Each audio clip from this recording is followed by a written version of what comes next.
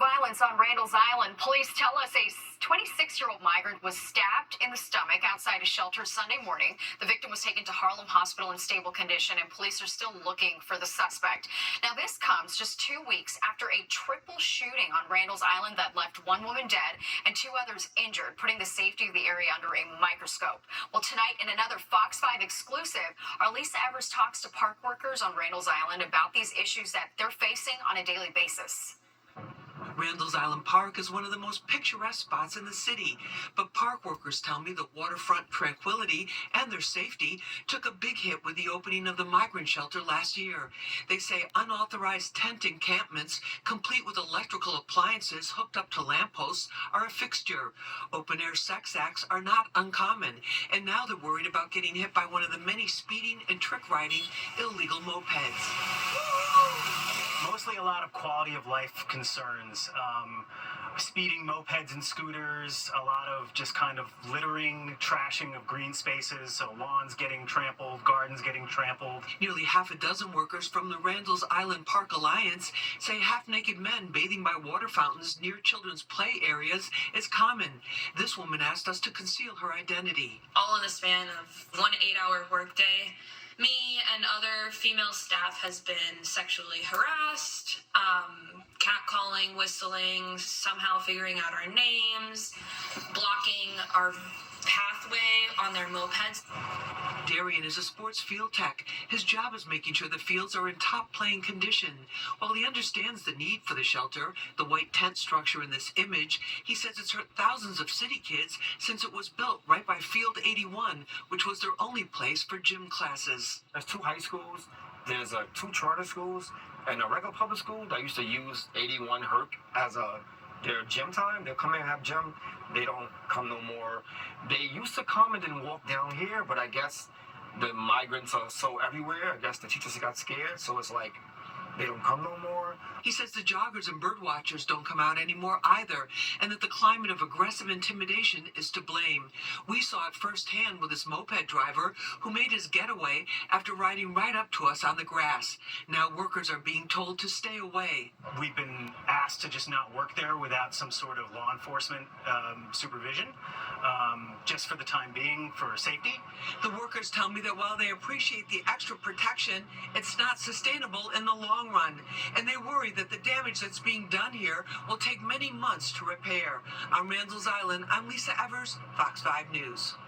Well, dramatic body cam video showing the moments that several NYPD officers burst into a burning apartment in Queens to save a woman inside.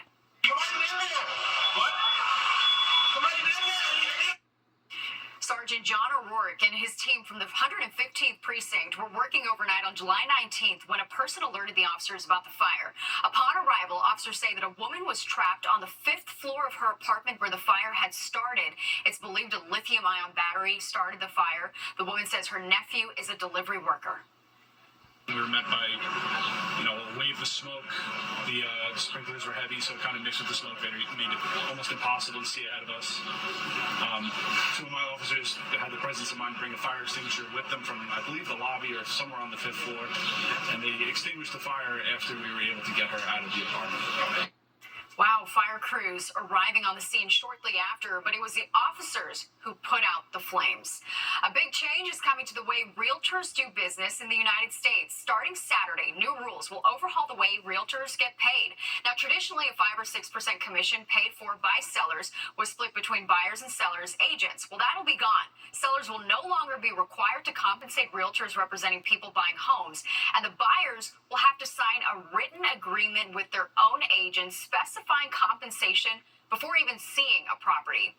Let's take a trip in the Fox 5 Wayback Machine. The year is 1967.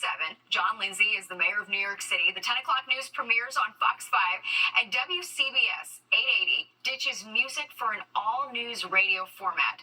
Now, nearly 6 decades later, WCBS 880 News is getting ready to sign off for the final time later this month. Fox 5's Linda Schmidt takes a look at the end of an era in local broadcasting.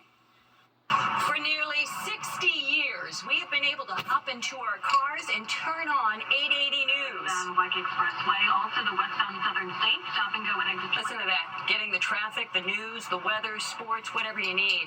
These voices here on this radio station, a news radio station, have become like familiar friends, trusted friends.